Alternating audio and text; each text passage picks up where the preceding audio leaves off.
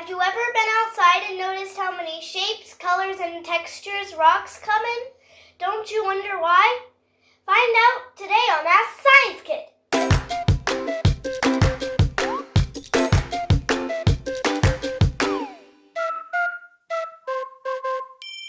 There are three main types of rock: igneous, sedimentary, and metamorphic. These categories refer to the processes that created the rocks or transformed them over time from one type into another.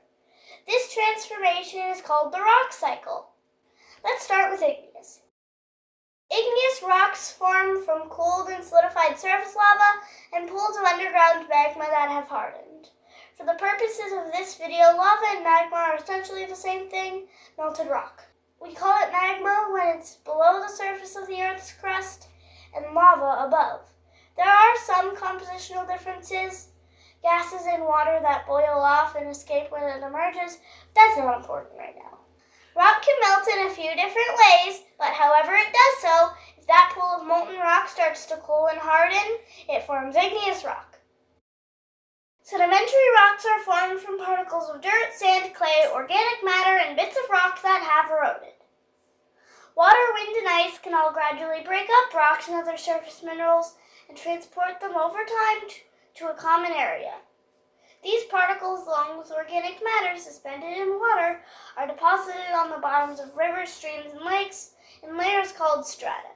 These layers compact and cement together over time. Tectonic processes can cause these rocks to become exposed, or they could eventually be buried deep enough that they could start to become metamorphic rock. Metamorphic rocks start out as existing rocks whose properties change either physically or chemically without melting. This is generally caused by heat and pressure. The heat and pressure allows the rock to deform, to recrystallize, or to compact and change structurally. All of these rock types can, at any point, begin transforming into another. Igneous rocks can undergo metamorphosis or become weathered down and become sedimentary layers.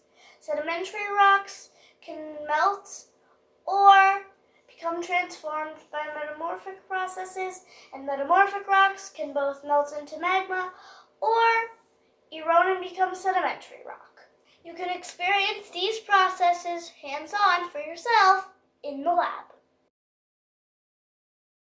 For this lab activity, you'll need some Starburst or other soft, chewy, taffy-like candy, a plate, a microwave-safe bowl, a microwave, and an adult to supervise. Unwrap your candies and sort by color. Cut or tear them into small pieces.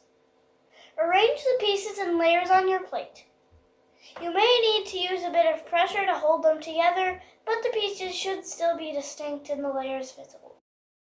This is our sedimentary rock. Pieces of sediment that have accumulated and compacted in layers. Squeeze your sediments together, applying pressure from the top and sides, and even some twisting motion.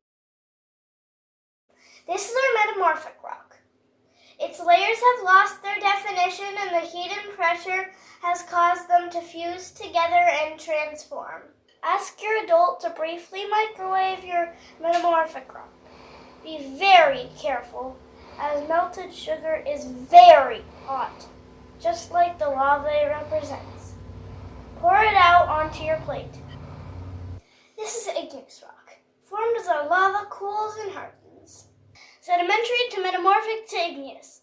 This rock cycle is sweet! We've talked about three types of rock, but there are obviously many, many more. Igneous, sedimentary, and metamorphic are only three broad classes of rock. Within these three main groups, individual mineral composition and the location and circumstances in which they formed can cause even more variety, leading to all sorts of colors, textures, and crystallization patterns.